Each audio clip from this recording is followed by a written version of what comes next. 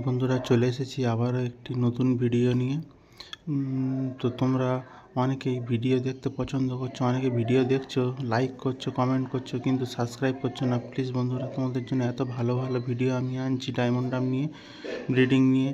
তোমরা অবশ্যই চ্যানেলটি সাবস্ক্রাইব করো, তবে আমি নতুন ভিডিও আপলোড করতে উৎসাহিত হব। তোমরা প্লিজ আমার চ্যানেলটি সাবস্ক্রাইব করো আর বন্ধুদের সাথে শেয়ার করে দাও। প্লিজ সাবস্ক্রাইব করে দাও বন্ধুরা।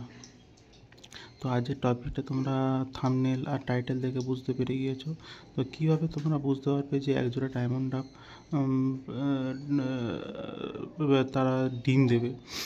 তো এটার লক্ষণ খুবই সহজ। দেখবে যে ডায়মন্ড ডাব যখন ডিম দেবে তখন তার চোখের চারদিকে যে লাল রঙের বর্ডার আছে সেটা অত্যন্ত লাল হয়ে যাবে। মেয়ে এবং মদ্দা দুজনই চোখের রঙটা, চোখের বাইরে যে রিংটা আছে এটা খুবই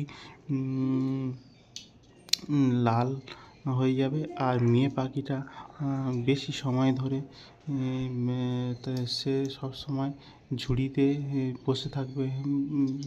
সে ঝুড়িতে যাবে আর আসবে, শুধু একবার ঝুড়িতে যাবে আবার নেমে আসবে, আবার ঝুড়িতে উঠবে আবার নেমে আসবে, এই করতে থাকবে।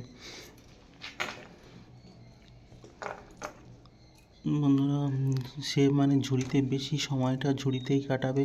আবার দেখবে যে তুমি যদি খাঁচার মেঝেতে কোনো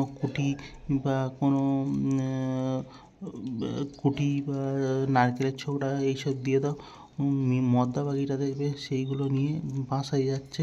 মেয়ে পাখিটাও সেই বাসা ঠিক করছে, বাসাগুলো রেডি করছে। সে অনেক সময় ধরে ঝুড়িতে বসে থাকবে আর বারবার মিটিং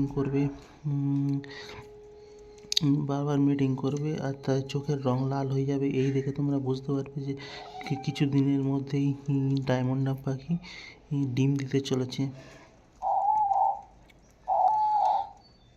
আর পেটে ডিম দিতে চলেছে। ডিম দেওয়ার আগে তোমরা ভালোভাবে পাখিকে তোমরা ভিটামিন ক্যালসিয়াম না করালেও হবে। আমি ভিটামিন ক্যালসিয়াম কোর্স করাতে বলি না, তোমরা গ্রিড দিয়ে রাখবে। গ্রিড দিয়ে রাখলে ওদের ভিটামিন ক্যালসিয়ামের চাহিদা মিটে যায়। তোমরা ডিম পাড়ার আগে অবশ্যই ডিওয়ার্মিং করিয়ে নেবে, কৃমির কোর্সটা করিয়ে নেবে। তাহলে দেখবে ডিম বাচ্চা খুব ভালো হবে, দুটো ডিমই ফার্টাইল হবে।